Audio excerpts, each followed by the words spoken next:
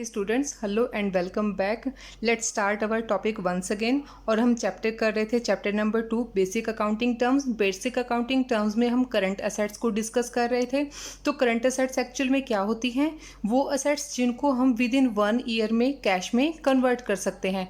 लेकिन कुछ असेट्स ऐसी होती हैं जिनको हम करंट में इंक्लूड तो करते हैं लेकिन उनका ट्रीटमेंट थोड़ा डिफरेंट है. तो इसमें देखिए जो प्रीपेड एक्सपेंसेस हैं, प्रीपेड एक्सपेंसेस को भी हम करंट असेट्स में इंक्लूड करते हैं. लेकिन एक्चुअल में अगर देखें तो प्रीपेड एक्सपेंसेस से हमें कोई कैश रिसीव नहीं होगा.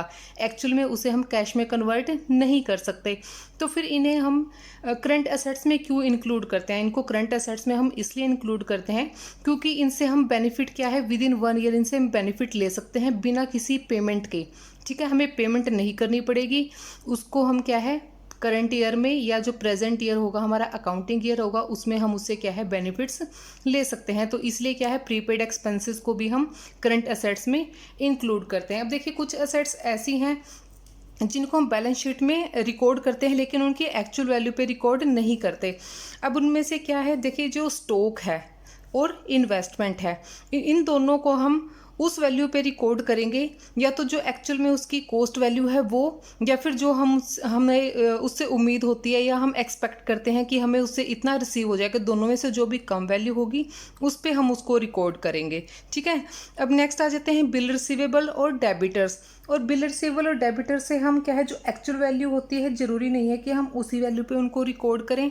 उन्हें हम क्या है, जो हमें आइडिया होता है कि हाँ इतनी वैल्यू इनसे हमें रिसीव हो सकती है. कई बार क्या होता है, डेबिटर्स को या बिल रिसीवेबल को हम क्या है डिस्काउंट दे देते हैं. तो ज़रूरी नहीं है कि जितनी एक्चुअल में उनकी वैल्यू है हमें उससे उतना ही रिसीव हो. जितना हमें आइडिया होता है हम एस्टिमेटेड वैल्यू को वहाँ पे रिकॉर्ड करते हैं. लेकिन जो कैश एट बैंक और कैश इन हैंड होता है उसको हम एक्चुअल फिगर में रिकॉर्ड करेंगे क्योंकि वो क्या है, वो पहले से ही कैश में है, उनकी वैल्यू कम या ज़्यादा नहीं होने वाली है. तो नेक्स्ट इसमें आ जाता है हमारा फिक्टिशियस और नॉमिनल असेट्स. अब फिक्टिशियस और नॉमिनल असेट क्या है, इसके नाम से पता चलता है कि सिर्फ ये नाम की असेट्स हैं. एक्चुअल में इनसे कोई भी बेनिफिट हमें नहीं होता है. ठीक है, एक्चुअल में क्या है, ये कोई प्रॉफिट जनरेट करने में हेल्प नहीं करती हैं, ना ही ये प्रॉफिट अर्न करती हैं, और ना ही इनसे कुछ बेनिफिट होने वाला है, और ना ही इनसे कोई कैश रिसीव होने वाली है हमें. इसका एग्जांपल क्या है, प्रॉफिट एंड लॉस अकाउंट का डेबिट बैलेंस है. इसको हम बैलेंस शीट में असेट साइड में दिखाते तो हैं लेकिन एक्चुअल में किस लिए दिखाते हैं, इसको राइट ऑफ करने के लिए, दूसरे अकाउंट में ट्रांसफ़र करने के लिए. लेकिन इससे हमें कोई भी बेनिफिट नहीं होता है.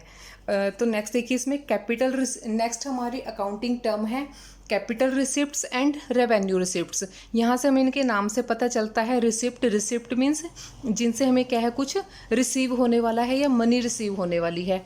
अब कैपिटल और रेवेन्यू ये दोनों वर्ड अलग आ गए हैं. अब देखिए कैपिटल क्या है, कैपिटल वो होती है ना जो हमारे बिजनेस में इन्वेस्ट होती है. ठीक है, तो कैपिटल रिसिप्ट कौन सी रिसिप्ट होंगी, जो हम कैपिटल नेचर की गुड्स को सेल करने से हमें रिसीव होने वाला है. जैसे हमारी असेट्स होगी, कैपिटल नेचर की गुड्स कौन सी होती हैं, जिनको हम बिजनेस में इन्वेस्ट कर चुके होते हैं. ठीक है, जिनको हम लंबे टाइम तक बिजनेस में यूज़ करने वाले होते हैं, वो होती है हमारी कैपिटल नेचर की गुड्स. तो कैपिटल नेचर की रिसिप्ट कौन सी होंगी, वो रिसिप्ट जो हमें हमारे फिक्स असेट्स को सेल करने से रिसीव होती हैं, वो होती हैं हमारी कैपिटल रिसिप्ट. और नेक्स्ट है रेवेन्यू रिसिप्ट. रेवेन्यू क्या होता है, रेवेन्यू मीन्स जो हम प्रोडक्ट वगैरह सेल करने से जो हमें कैश रिसीव होता है उसे हम कहते हैं रेवेन्यू.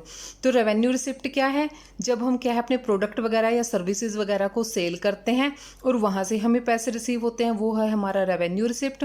और कैपिटल रिसिप्ट वो है जो हमें क्या है, हमारी फिक्स असेट्स को सेल करने से जो या फिक्स जो हमारी इन्वेस्टमेंट होंगी उनको सेल करने से जो हमें मनी रिसीव होगी.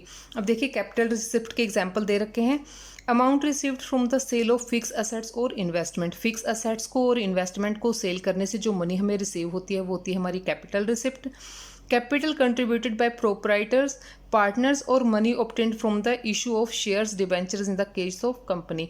और दूसरी कौन सी होती है, जो क्या है, मालिक, जो बिजनेस का प्रोप्राइटर है या बिजनेस का जो मालिक है उसने जो कैपिटल कंट्रीब्यूट कर रखी है वो, या फिर जो हम शेयर, अगर कंपनी का केस आ जाता है कि कंपनी की अकाउंटिंग के बारे में बात कर रहे हैं तो वो शेयर्स को और डिबेंचर्स को जब इशू करते हैं तो उनसे भी क्या है पैसे रिसीव होते हैं, वो भी क्या है कैपिटल नेचर की रिसिप्ट हो जाती है. Amount received by the way of loan, अगर हम लोन रेज करते हैं किसी बैंक से लोन लेते हैं तो वो भी क्या है, हमें कैपिटल नेचर की रिसिप्ट है, क्योंकि हमें क्या है, कैपिटल रेज कर रहे हैं हम और वहाँ से हमें लोन से मनी रिसीव हो रही है। अब देखिए जो रेवेन्यू रिसिप्ट है, रेवेन्यू रिसिप्ट क्या है, रेवेन्यू हम का क्या मतलब होता है कि जो गुड्स हमने रीसेल करने के लिए बनाई है या परचेज की है, उनको सेल करने से जब हमें मनी रिसीव होती है उसे हम कहते हैं रेवेन्यू रिसिप्ट। या फिर जो हमने सर्विसेज दी हैं किसी को, अगर कोई कंपनी जो है वो या कोई बिजनेस है जो वो सर्विस प्रोवाइड करने का काम करता है, तो उसके लिए उसके प्रोडक्ट क्या हो गए, उसकी गुड्स क्या होगी, सर्विसेज उसकी गुड हो गई, तो उसके बदले में अगर उसे क्या है कोई कमीशन या कोई फीस या कुछ भी जो अमाउंट रिसीव होगी वो क्या होगी, रेवेन्यू रिसिप्ट होगी। और क्या है, अगर क्या है हमने कहीं पे कैपिटल इन्वेस्ट कर रखी है, ठीक है, हमने किसी कंपनी के शेयर ले रखे हैं, कहीं बाहर हमने पैसा इन्वेस्ट किया हुआ है, अगर उस पर हमें इंटरेस्ट या फिर डिविडेंड रिसीव होता है, वो भी क्या है, रेवेन्यू रिसिप्ट है हमारी। ठीक है, तो क्लियर हो गया आपको कैपिटल और रेवेन्यू रिसिप्ट्स क्या क्या हैं। नेक्स्ट हमारी अकाउंटिंग टर्म है एक्सपेंडिचर। अब एक्सपेंडिचर क्या है, इसके नाम से हमें पता चलता है जो हम एक्सपेंड करते हैं या खर्च करते हैं। ठीक है, तो मनी की ट्रांसफ़र, अगर हम किसी भी तरीके से हमारा कैश दूसरे पर्सन के पास जा रहा है, वो क्या है, हमारे लिए एक्सपेंडिचर है। और वो एक्सपेंडिचर हम क्यों करते हैं, प्रॉफिट अर्न करने के लिए, ठीक है, या फिर किसी असेट को एक्वायर करने के लिए, किसी असेट को खरीदने के लिए। तो क्या है, अगर हम असेट्स को खरीदने के लिए पैसा खर्च करते हैं, गुड्स को खरीदने के लिए पैसा खर्च करते हैं और सर्विसेज के लिए हम पैसे खर्च करते हैं, तो वो हमारे लिए क्या है, वो एक्सपेंडिचर है। यानी कि बेनिफिट कमाने के लिए अगर हम कोई भी पेमेंट करते हैं वो हमारे लिए क्या है, एक्सपेंडिचर। अब देखिए गुड्स की अगर हम सेल करेंगे, वो हम किस लिए सेल करते हैं, क्योंकि हमारे बिजनेस का काम ही उन प्रोडक्ट्स को सेल करना है, और वो सेल हम क्यों करते हैं, प्रॉफिट अर्न करने के लिए। अगर कोई सर्विस प्रोवाइड करने वाला बिजनेस है, वो सर्विसेज क्यों प्रोवाइड करता है किसी को, जैसे मैं अभी टीचिंग का काम कर रही हूँ, ठीक है, मैं आपको क्यों पढ़ा रही हूँ, मैं इसलिए पढ़ा रही हूँ क्योंकि मुझे क्या है, इसके लिए सैलरी मिलती है। ठीक है, तो ये क्या है, इनकम रिसीव करने के लिए या बेनिफिट रिसीव करने के लिए जो हम खर्चे करते हैं उसे कहते हैं हम एक्सपेंडिचर। सॉरी, यहाँ पे मैंने अपना टीचिंग का एग्जांपल गलत दिया। इसका एग्जांपल आप ऐसे ले सकते हो कि जैसे स्कूल के जो मैनेजमेंट है वो अपने स्टाफ को सैलरी क्यों देते हैं, क्योंकि वो बच्चों से फिर फीस रिसीव करेंगे, फीस रिसीव करेंगे तो उनको बेनिफिट होगा, और उस बेनिफिट के लिए वो क्या कर रहे हैं, अपने स्टाफ मेंबर्स के ऊपर खर्चा कर रहे हैं। ठीक है, वो एक्सपेंडिचर क्या है, ये वाला एक्सपेंडिचर है वो। ठीक है, तो आपको समझ में आया कि एक्सपेंडिचर क्या है, जब हम प्रॉफिट अर्न करने के लिए, पैसा कमाने के लिए किन्हीं चीज़ों पे पैसा खर्च करते हैं तो उसे हम कहते हैं एक्सपेंडिचर। अब देखिए एक्सपेंडिचर भी तीन कैटेगरीज में इसको डिवाइड किया है। पहला है capital expenditure, second revenue nature का एक्सपेंडिचर, और तीसरा है डेफर्ड रेवेन्यू एक्सपेंडिचर। और कैपिटल और रेवेन्यू को तो आप समझ ही गए होंगे, क्योंकि हमने जस्ट अभी अभी जो रिसिप्ट हैं उनके बारे में पढ़ा था कि कैपिटल नेचर की रिसिप्ट कौन सी है और रेवेन्यू नेचर की रिसिप्ट कौन सी हैं। ऐसे ही एक्सपेंडिचर को भी इन्हीं बेसिस पे कैटेगराइज किया गया है। कैपिटल एक्सपेंडिचर कौन से हैं, जो हम कैपिटल नेचर की गुड्स पे खर्च करते हैं, जैसे फिक्स असेट्स को परचेज करने के लिए, ठीक है, और बिल्डिंग वगैरह परचेज करने के लिए। तो इस तरीके के जो खर्चे होंगे हमारे, या इस तरीके के जो एक्सपेंसेस होंगे, वो क्या होंगे, वो कैपिटल नेचर के होंगे, या लॉन्ग टर्म में इनसे हम बेनिफिट कमाएंगे। ठीक है, एक्सपेंडिचर हम क्यों कर रहे हैं, बिजनेस में प्रॉफिट कमाने के लिए। और कैपिटल एक्सपेंडिचर क्या है, कैपिटल क्या है, हम बिजनेस में लॉन्ग टर्म में यूज़ करते हैं। ऐसा तो नहीं है कि हर साल हम अपनी कैपिटल अलग अलग लगाएंगे, कि इस साल हमने बिजनेस शुरू किया, हमने बहुत सारा फर्नीचर खरीद लिया, अब साल खत्म हो गया तो ये फर्नीचर बेच देंगे, भाई दूसरा खरीद लेंगे, ऐसा तो नहीं होता ना। तो क्या है, कैपिटल नेचर के एक्सपेंडिचर क्या है, वो जो हम बिजनेस में लंबे टाइम तक जिन चीज़ों को यूज़ करेंगे फ्यूचर में प्रॉफिट कमाने के लिए, तो वो क्या है, हमारे कैपिटल नेचर के एक्सपेंडिचर हैं। ठीक है, नेक्स्ट आ जाता है रेवेन्यू नेचर के एक्सपेंडिचर। अब रेवेन्यू नेचर के एक्सपेंडिचर क्या हैं, जिनको हम एक अकाउंटिंग पीरियड में खर्च करते हैं, किस लिए, अपनी प्रॉफिटेबिलिटी को बनाए रखने के लिए, अपनी प्रॉफिट की कैपेसिटी को बनाए रखने के लिए। अब देखिए जो कैपिटल नेचर के एक्सपेंडिचर होंगे वो किए जाते हैं फ्यूचर के प्रॉफिट्स को बढ़ाने के लिए, लेकिन जो रेवेन्यू नेचर के एक्सपेंडिचर है वो किए जाते हैं प्रेजेंट ईयर के जो प्रॉफिट्स हैं उनको एज इट इज़ मेंटेन करके रखा जाए, उनको कम ना होने दिया जाए। ठीक है, तो दोनों में मेन डिफरेंस क्या है, कैपिटल नेचर के एक्सपेंडिचर किए जाते हैं फ्यूचर के प्रॉफिट्स को बढ़ाने के लिए, और रेवेन्यू नेचर के एक्सपेंडिचर जो है वो किए जाते हैं प्रेजेंट ईयर के प्रॉफिट के बैलेंस को मेंटेन रखने के लिए। ठीक है, अब देखिए इसको पूरा डिटेल में पढ़ते हैं। Any expenditure the full benefit of which is received during one accounting period, यानी कि उसी अकाउंटिंग पीरियड में हम उसको यूज़ कर लेते हैं, वो है हमारे रेवेन्यू नेचर के एक्सपेंडिचर। अब देखिए, अब हमने क्या है, अपनी शॉप पे हमने एम्प्लॉयज़ लगा रखे हैं, उनको हम सैलरी देते हैं, ठीक है। इस साल के लिए हमने उनसे काम करवा लिया, पूरा साल काम करवा लिया 2020 में, ठीक है। और फिर क्या कर लिया, उनको पूरे साल की हमने सैलरी दे दी। अब ये तो नहीं है कि इसी सैलरी में हम अगले साल भी उनसे काम करवा लेंगे। अगले साल हमें अपना काम करवाने के लिए उन्हें अगले साल की सैलरी फिर से देनी पड़ेगी। लेकिन कैपिटल एक्सपेंडिचर में ऐसा नहीं है। हमने क्या है, अपना बिजनेस शुरू करने के लिए हमने क्या है, दुकान खरीद ली है, ठीक है। दुकान खरीदेंगे तो ये तो नहीं है कि अगले साल फिर से हमें दुकान खरीदनी पड़ेगी। एक बार हमने खरीद लिया उसको तो हम क्या है, सालों साल उसको यूज़ करते रहेंगे। तो ये था हमारा कैपिटल एक्सपेंडिचर और रेवेन्यू एक्सपेंडिचर। अब इनमें देखिए डिफरेंस क्या है दोनों में। वैसे तो मैंने आपको सारे डिफरेंसेस इसके साथ के साथ समझा दिए, लेकिन फिर भी हम इनको देख लेते हैं। Capital expenditure is include for the acquisition और इरेक्शन ऑफ फिक्स असेट्स, यानी कि फिक्स असेट्स को एक्वायर करने के लिए और उनमें कुछ कमी है उसको ठीक करने के लिए हम करते हैं जो एक्सपेंसेस, वो होते हैं हमारे कैपिटल एक्सपेंडिचर। और रेवेन्यू एक्सपेंडिचर कौन से हैं, जो बिजनेस के डेली रूटीन के काम हैं उनको पूरा करने के लिए जो हम खर्च करते हैं वो है हमारे revenue expenditure. Capital expenditure is include for the purpose of increasing the earning capacity of the business. जैसे मैंने अभी आपको समझाया था कि कैपिटल एक्सपेंडिचर जो हम करते हैं वो किस लिए करते हैं, फ्यूचर में बिजनेस की प्रॉफिट कैपेसिटी को बढ़ाने के लिए, अर्निंग कैपेसिटी को बढ़ाने के लिए। लेकिन जो रेवेन्यू एक्सपेंडिचर है वो हम प्रेजेंट ईयर की जो हमारी अर्निंग कैपेसिटी है या प्रॉफिट कमाने की कैपेसिटी है उसको मेंटेन रखने के लिए।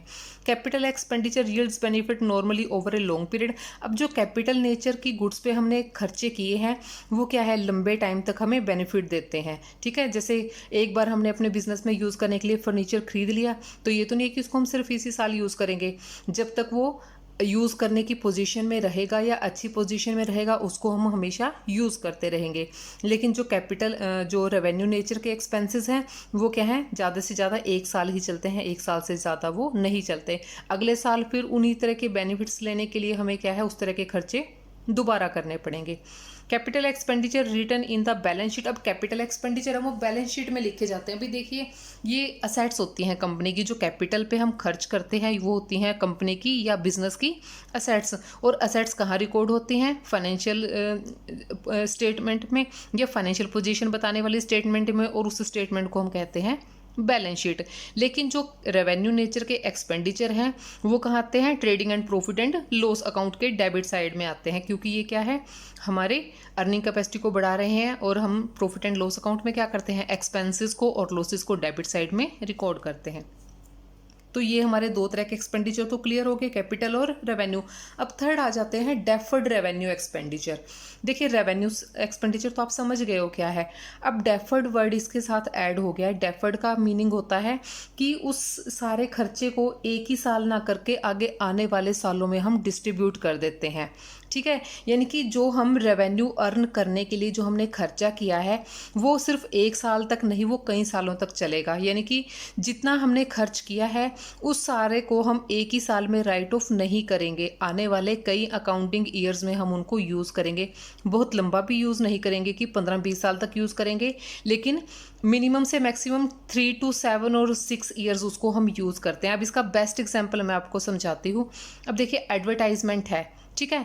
अभी हमने सपोज करो कि 2020 में हमने एडवर्टाइजमेंट पे 1 लाख रुपीज़ खर्च किए, ठीक है। अब ये तो नहीं है कि वो सारी एडवर्टाइजमेंट का बेनिफिट हमें सिर्फ एक ही साल में मिल जाएगा। वो एडवर्टाइजमेंट हम आने वाले कई सालों तक यूज़ करते रहेंगे। और वो क्या है, एक ही एडवर्टाइजमेंट जिस पे हमने 1 लाख रुपया खर्च किया था वो आने वाले 4-5 सालों तक मार्केट में चलती रहेगी, ठीक है ना। अब आप टीवी में भी एडवर्टाइजमेंट देखते हो, वो क्या है, क्या एक ही साल में बंद हो जाती है, कितने सालों तक वो एडवर्टाइजमेंट चलती रहती हैं और उस प्रोडक्ट को प्रमोट करती रहती हैं। और एडवर्टाइजमेंट क्या करती हैं, प्रोडक्ट को लोगों तक पहुंचाती है, लोगों को उस प्रोडक्ट के बारे में पता चलता है और उसको खरीदने के लिए तैयार हो जाते हैं, और जिससे क्या होता है, रेवेन्यू इंक्रीज होता है। तो ये क्या है, डेफर्ड रेवेन्यू एक्सपेंडिचर है। तो उस सारे खर्चे को जितना हमने, मान लो हमने 1 लाख रुपया खर्च किया है, तो 1 लाख रुपये को हम क्या है, अगर हमने 2019 में वो एडवर्टाइजमेंट करवाई थी, ऐसा तो नहीं है कि 2019 में उसको राइट ऑफ कर देंगे। उसको आने वाले जितने सालों तक हमें लगेगा कि वो इफेक्टिव रहने वाली है, उतने ही सालों में उसके टोटल खर्च को हम एक्सपेंड कर देते हैं, डेफर्ड कर देते हैं या बांट देते हैं। तो ये है हमारा डेफर्ड रेवेन्यू एक्सपेंडिचर। आगे देखिए इनकम। इनकम क्या आ जाता है? देखिए इनकम क्या है, हम क्या करते हैं, जैसे हम अपने प्रोडक्ट्स को सेल करते हैं, ठीक है। सेल करने से हमें क्या है, अमाउंट रिसीव होती है, तो वो अमाउंट क्या है, हमारी रेवेन्यू। प्रोडक्ट्स को सेल करने से जो हमें अमाउंट रिसीव होती है वो होती है हमारी रेवेन्यू। अब रेवेन्यू के अंदर क्या है, हमारा प्रॉफिट भी इंक्लूड है और जो हमने प्रोडक्ट सेल किया है उसकी कॉस्ट भी, उसके एक्सपेंसेस भी इंक्लूड है।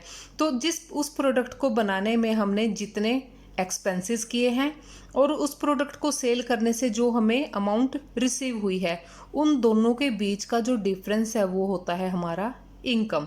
यानी कि हमने उससे कितना कमाया है, कितनी हमें उससे इनकम हुई है। तो एक्सपेंसेस और रेवेन्यू के बीच का जो डिफरेंस है वो क्या है, हमारा रेवेन्यू है। नेक्स्ट इसमें आ जाता है प्रॉफिट। अब प्रॉफिट क्या है?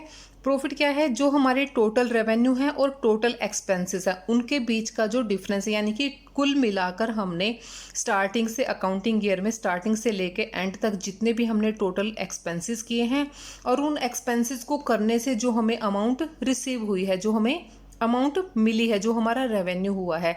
अगर रेवेन्यू क्या है, एक्सपेंसेस से ज़्यादा है तो हमें हो जाता है प्रॉफिट, ठीक है। तो ये प्रॉफिट क्या करता है, बिजनेसमैन के पास जाता है और बिजनेसमैन की जो इन्वेस्टमेंट होती है या जो कैपिटल होती है उसको इंक्रीज करता है। तो जब भी हम बैलेंस शीट बनाते हैं तो जो पार्टनर्स का या फिर बिजनेसमैन का जो प्रॉफिट होता है वो हमेशा कैपिटल में ऐड हो जाता है, लायबिलिटी साइड में। अब नेक्स्ट देखिए गेन। अब सुनने में तो गेन और प्रॉफिट सिमिलर लगता है लेकिन दोनों अलग अलग हैं। अब गेन देखिए, गेन क्या है, it is a monetary benefit. ये क्या है, मॉनेटरी बेनिफिट है। और profit advantage resulting from the events और transaction which are incidental to the business. अब देखिए जो प्रॉफिट है वो है हमारे बिजनेस की ऑपरेटिंग एक्टिविटीज़ का रिजल्ट, ठीक है। लेकिन गेन क्या है, वो ऑपरेटिंग एक्टिविटीज़ का रिजल्ट नहीं है।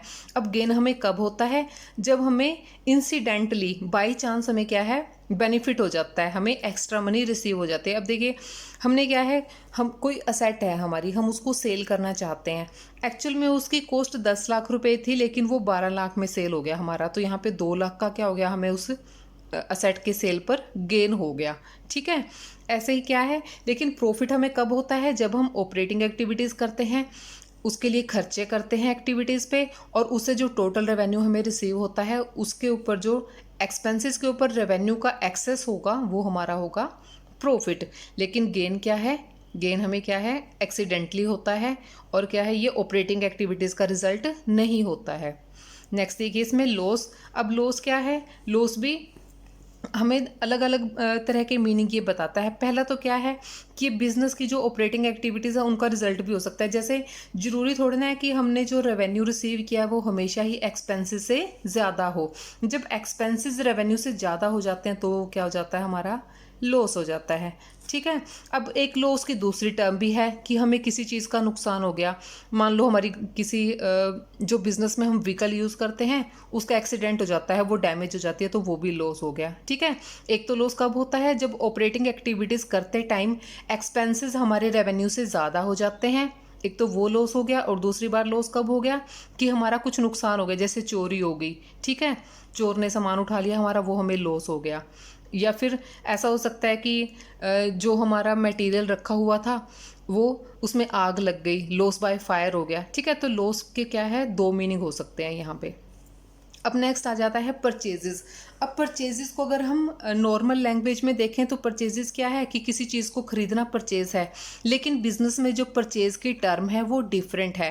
परचेज हम उस चीज़ों को कहेंगे जो प्रोडक्ट हम रीसेल करने के लिए खरीदते हैं, ठीक है। तो बिजनेस में जो परचेजेस की टर्म है वो किसके लिए यूज़ होती है, जिस प्रोडक्ट में हम बिजनेस करते हैं और उस प्रोडक्ट को हम रीसेल करने के लिए परचेज करते हैं, तो वो हमारी टर्म होती है परचेजेस। अगर जैसे कोई क्लॉथ मर्चेंट है, ठीक है, या फर्नीचर मर्चेंट है, लगा लेते हैं कि हम फर्नीचर का काम करने वाला कोई बिजनेसमैन है, अगर वो लकड़ियां खरीदता है या और रॉ मटेरियल खरीदता है अपने फर्नीचर को तैयार करने के लिए, तो उसके लिए वो परचेजेस हैं, या फिर वो फर्नीचर खरीदता है रीसेल करने के लिए, ठीक है, कहीं और से वो फर्नीचर खरीदता है और उसको रीसेल करके बेनिफिट कमाता है, प्रॉफिट कमाता है, तो उसको हम परचेजेस कह सकते हैं। लेकिन कोई और बिजनेसमैन है, या जैसे क्लोथ मर्चेंट हम लगा लेते हैं, अगर वो फर्नीचर खरीदेगा तो उसके लिए वो परचेजेस नहीं होंगी, उसके लिए क्या होंगी, वो असेट्स होंगी, ठीक है। तो परचेजेज हम उस चीज़ को बोलेंगे जो हम रीसेल करने के लिए जिन प्रोडक्ट्स को खरीदते हैं, वो कोई भी हो सकता है। अब नेक्स्ट है परचेज रिटर्न। अब ज़रूरी तो नहीं है कि जो सामान हमने परचेज़ किया है वो हमें पसंद आए, हो सकता है वो डिफेक्टिव हो, या उसमें जैसा हम चाहते थे वो बिल्कुल वैसा ना हो, उसको हम क्या कर देते हैं, वापस भेज देते हैं। तो वो हो गया हमारा परचेज रिटर्न, यानी कि जो गुड्स हमने परचेज की थी वो हमारे टेस्ट के अकॉर्डिंग नहीं है, या जैसा हम चाहते थे वो नहीं है, या डिफेक्टिव है, तो उसको हम वापस भेज देते हैं, उसे हम कहेंगे परचेज रिटर्न। जब हम ट्रेडिंग अकाउंट बनाते हैं तो परचेजेस में से परचेज रिटर्न करके परचेजेस की नेट अमाउंट को हम दिखाते हैं यहाँ पे। इसका दूसरा नाम रिटर्न आउटवर्ड भी होता है। अब रिटर्न आउटवर्ड देखिए, इसको हम कैसे समझेंगे, परचेज करते हैं तो प्रोडक्ट क्या है, हमारे पास आते हैं, ठीक है, और जब रिटर्न करेंगे तो वो बाहर जाएंगे, तो आउटवर्ड हो गए ना, वो बाहर की तरफ जा रहे हैं, तो परचेज रिटर्न को हम रिटर्न आउटवर्ड भी कह सकते हैं। अब नेक्स्ट हमारी अकाउंटिंग टर्म है सेल्स की। अब देखिए सेल्स क्या है, वैसे ही है जैसे परचेजेस है। सेल हम किसको कहेंगे, जो प्रोडक्ट हमने क्या है रीसेल के लिए खरीदा था उसको हम सेल कहेंगे, यानी कि जिस प्रोडक्ट में हम बिजनेस करते हैं या जिन चीज़ों का हम बिजनेस करते हैं उनको जब हम सेल करते हैं, उनकी ओनरशिप को चेंज कर देते हैं कि जब हमारे पास था तो हम उसके ओनर थे, जब हमने किसी थर्ड पार्टी को वो सेल कर दिया तो वो ओनरशिप के किसके पास चली गई, अदर पार्टी के पास चली गई, तो उसे हम क्या कहेंगे, सेल्स कहेंगे, ठीक है। अब देखिए सेल परचेज रिटर्न की तरह सेल्स रिटर्न की भी एक टर्म है हमारी। सेल्स रिटर्न में भी क्या होता है कि जो प्रोडक्ट्स हमने किसी को सेल किए थे, हो सकता है कि उसको अच्छे ना लगें या जैसा वो चाहता था उसके टेस्ट के अकॉर्डिंग ना हो वो, तो उनको भी वो क्या है रिटर्न कर देता है, तो वो हो जाती है सेल्स रिटर्न। तो सेल्स रिटर्न भी क्या है, जब हम प्रॉफिट एंड लॉस अकाउंट बनाएंगे, ट्रेडिंग अकाउंट बनाएंगे, तो सेल्स में से सेल्स रिटर्न को माइनस करके हम नेट वैल्यू दिखाते हैं सेल्स रिटर्न की। अब सेल्स रिटर्न का भी एक दूसरा नाम है रिटर्न इनवर्ड। इनवर्ड का मतलब है अंदर की तरफ आना, इनवर्ड अंदर आना, ठीक है। तो जो प्रोडक्ट हमने बाहर बेचे थे उन्होंने हमें वापस दे दिया, वापस वो हमारे पास आ गए हैं, तो वो इनवर्ड हो गए हैं, तो उसे हम कहेंगे रिटर्न इनवर्ड। रिटर्न इनवर्ड और सेल्स रिटर्न सेम थिंग है। तो डियर स्टूडेंट्स, अभी के लिए इतना काफ़ी है। जो बाकी का हमारा टॉपिक है उसे हम करेंगे नेक्स्ट वीडियो में। So dear students, if you like my videos, please subscribe my channel, put your thumbs on the like button and do not forget to share with your friends. Thank you so much.